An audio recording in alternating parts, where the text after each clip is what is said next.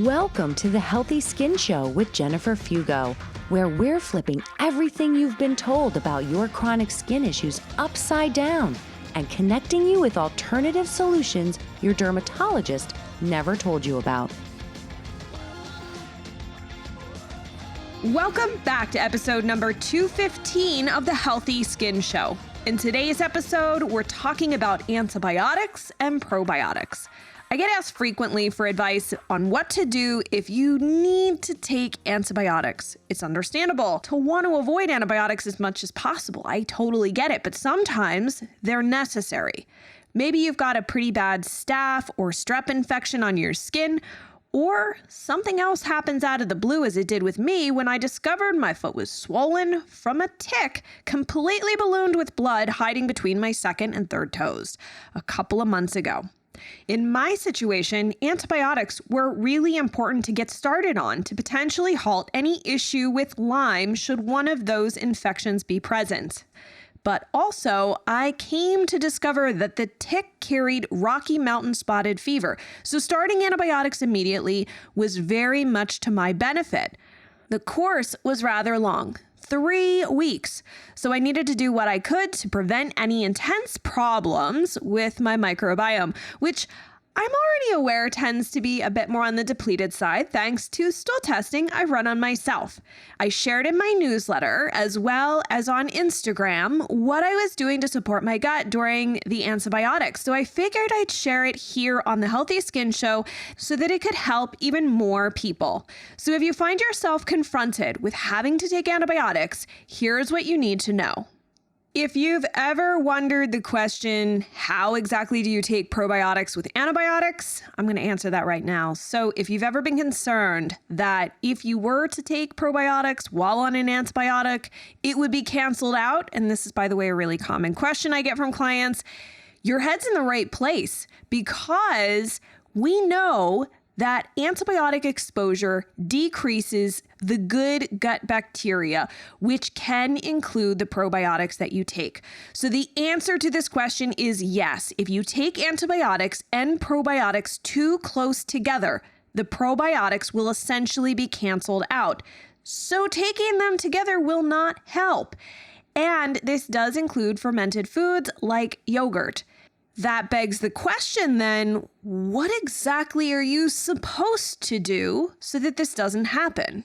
The general recommendation is to take probiotic supplements 2 to 3 hours before or after a dose of antibiotics. This timing rule also includes spore-based probiotics like Megaspore Biotic. The only exception to this rule would be S. boulardii, which I will talk more about in a moment because it's a yeast, not bacteria. The reason this is such a big deal to me is that my memories of taking antibiotics for most of my life all pretty much look the same. Bad diarrhea. I imagine you might have also had a similar experience at some point in time. Antibiotics don't always trigger diarrhea for everyone, just so you know, but it's the dreaded impact that we all have come to experience quite intimately. And that's where probiotics can really help. Before you pick some up, there are a few things you should know about probiotics to help inform your purchasing decisions. Probiotics, first of all, are not all created equal. Different strains can have vastly different impacts on the gut as well as your health, and research continually expands our knowledge about this. Some strains aren't appropriate for every situation, especially those with histamine intolerance, since some probiotics can increase histamine in the gut, exacerbating an already problematic situation. Some probiotics are bacteria, while others are fungal. And sometimes your symptoms can help you determine which is better to take. For loose stools or diarrhea, Saccharomyces boulardii, or S. boulardii, is probably going to be your best bet, unless you have a known IgE allergy or antibodies, which the antibodies piece is most common in those with IBD, to a strain of yeast called Saccharomyces cerevisiae. Saccharomyces boulardii is available worldwide at local pharmacies, and it's often sold in the US under the brand name Florastor. But be aware, for those of you who have an issue with lactose, Florastor does contain lactose.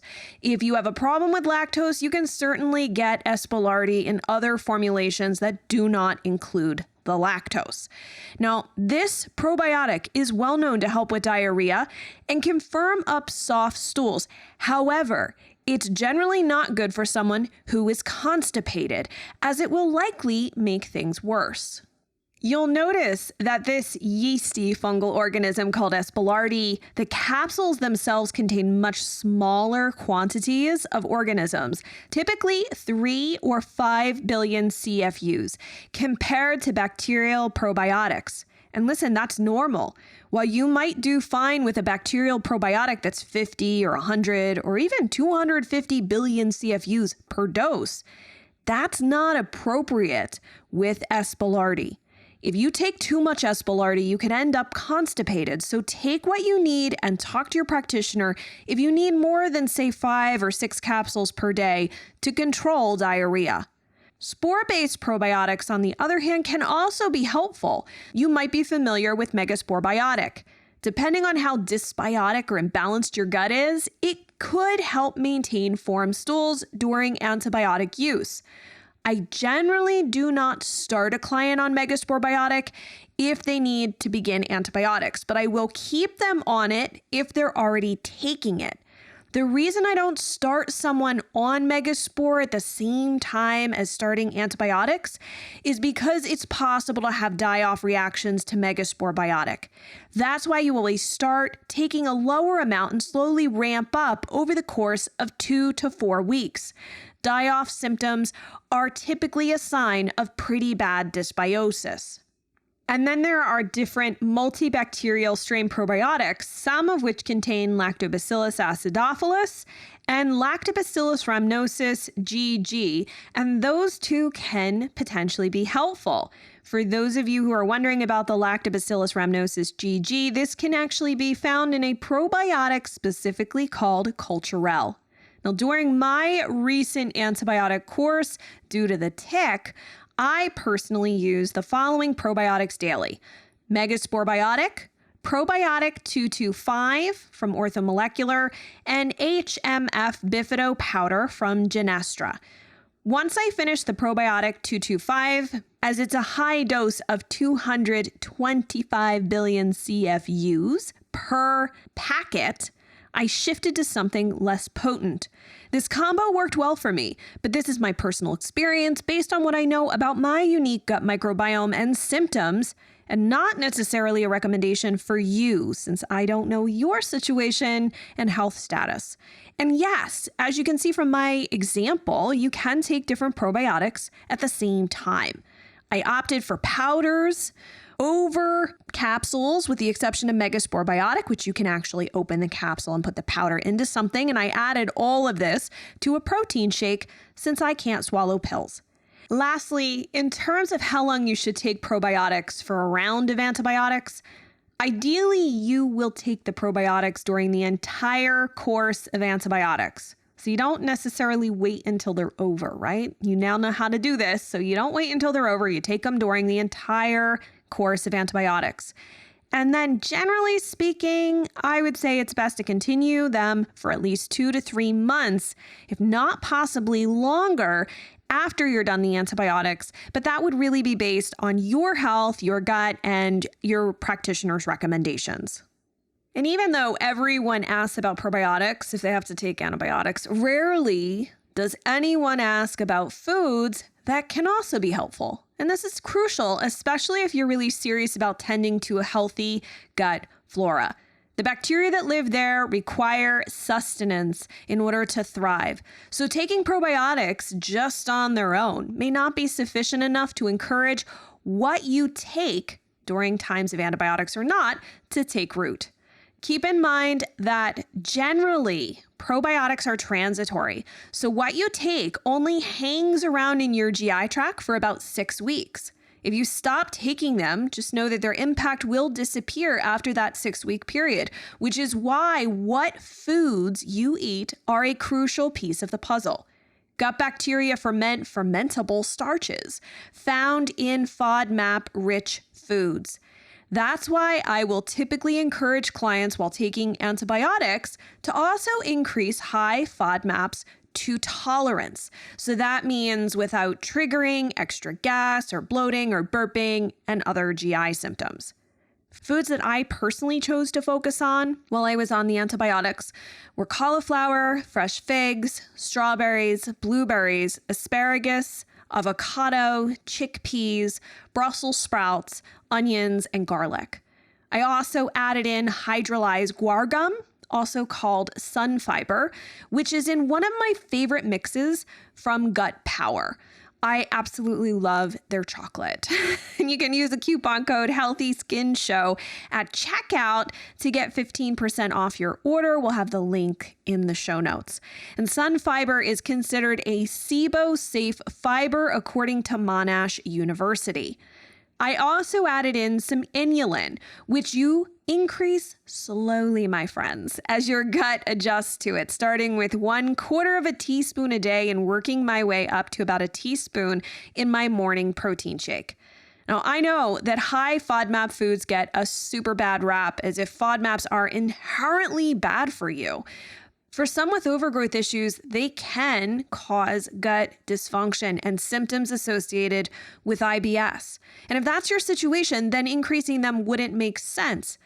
But if you can tolerate them, I highly encourage you to add them in along with probiotics while taking antibiotics.